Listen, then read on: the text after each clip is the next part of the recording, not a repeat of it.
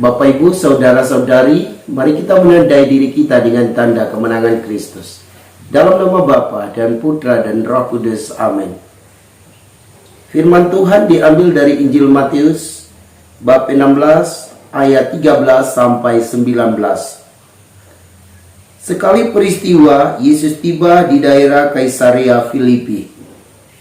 Ia bertanya kepada murid-muridnya, kata orang, "Siapakah anak manusia itu?" Jawab mereka, "Ada yang mengatakan Yohanes Pembaptis, ada juga yang mengatakan Elia, dan ada pula yang mengatakan Yeremia atau salah seorang dari para nabi." Lalu Yesus bertanya kepada mereka, "Tetapi apa katamu, siapakah aku ini?" Maka jawab Simon Petrus, "Engkau adalah Mesias, anak Allah yang hidup." Kata Yesus kepadanya, "Berbahagialah engkau Simon bin Yunus, sebab bukan manusia yang menyatakan itu kepadamu, melainkan Bapa-Ku yang di surga.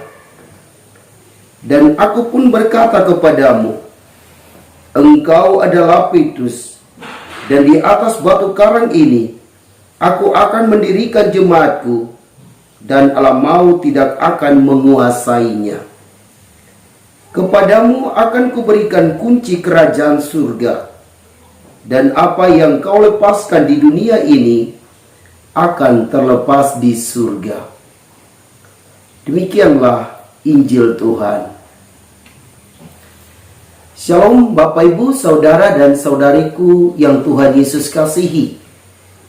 Pada hari raya Santo Petrus dan Paulus Rasul ini, kita semua ditanya oleh Yesus, siapakah anak manusia itu? Kita sudah mendengar kata orang di dalam Injil Matius ini.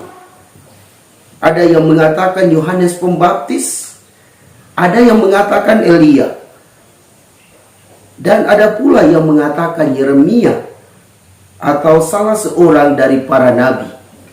Lalu Yesus bertanya kepada Petrus, "Apa katamu, siapakah aku?"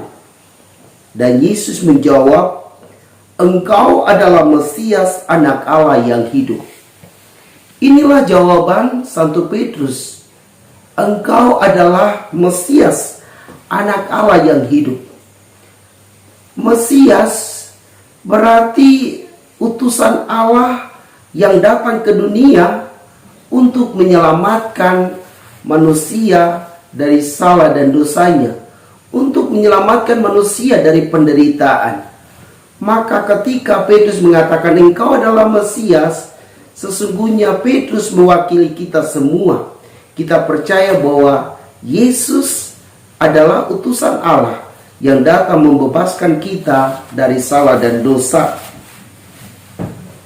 Lalu karena Petrus sangat setia kepada Tuhan Yesus, dan Yesus berkata kepadanya, "Engkau adalah Petrus, dan di atas batu karang ini akan kudirikan jemaatku." Tuhan Yesus menyerahkan kuasanya kepada Petrus untuk mendirikan gereja. Gereja artinya perkumpulan orang-orang yang percaya kepada Tuhan. Kita semua ini adalah orang-orang yang percaya kepada Allah Bapa melalui Yesus Kristus. Maka kita diharapkan untuk mencontohi teladan Yesus di dalam kehidupan kita. Kita mesti mencintai Allah dengan seluruh diri kita, juga mencintai sesama manusia seperti diri kita. Dan Yesus melanjutkan kata-katanya kepada Petrus, "Kepadamu akan kuberikan kunci kerajaan surga, dan apa yang kau lepaskan di dunia ini akan terlepas di surga." Bapak, Ibu, saudara-saudariku yang Tuhan Yesus kasih, Yesus juga memberi kuasa kepada Petrus untuk melepaskan kita dari salah dan dosa. Dan pengganti Petrus, yaitu Paulus. Paulus menyerahkan kuasanya kepada para uskup, dan para uskup menyerahkan kuasanya kepada para imam untuk melepaskan Bapak Ibu saudara-saudari dari salah dan dosa. Maka ketika Anda dan saya merasa bahwa kita sudah jatuh di dalam dosa, baiklah kita datang kepada Tuhan melalui imamnya. Kita mengaku salah dan dosa kita, dan saat-saat itu Allah melepaskan kita dari salah dan dosa kita melalui para imam yang hidup bersama kita sebagai pengganti Yesus pada zaman sekarang ini. Bapak Ibu saudara-saudari, mari kita terus-menerus memupuk iman kita seperti Santo Petrus dan Santo Paulus yang sungguh-sungguh percaya akan kuasa Tuhan dalam diri Yesus Kristus, supaya kita diberi kuasa oleh Yesus untuk menggembalakan umat kita yang ada di sekitar kita. Semoga kita mampu menggembalakan umat kita ini sesuai dengan ajaran Yesus Kristus yang kita terima selama ini. Semoga demikian. Marilah kita berdoa. Ya Allah, hamba berdoa bagi umat-Mu yang percaya kepada Dikau. Semoga dari hari ke hari mereka mengimani Engkau sebagai Mesias yang telah datang menebus mereka dari salah dan dosa mereka dan memberi kehidupan kepada mereka.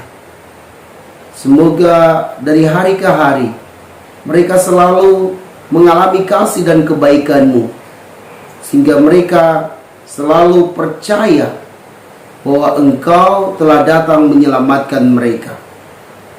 Ya Bapa, inilah doa kami yang kami naikkan ke hadirat-Mu dengan perantaran Kristus Tuhan kami. Amin.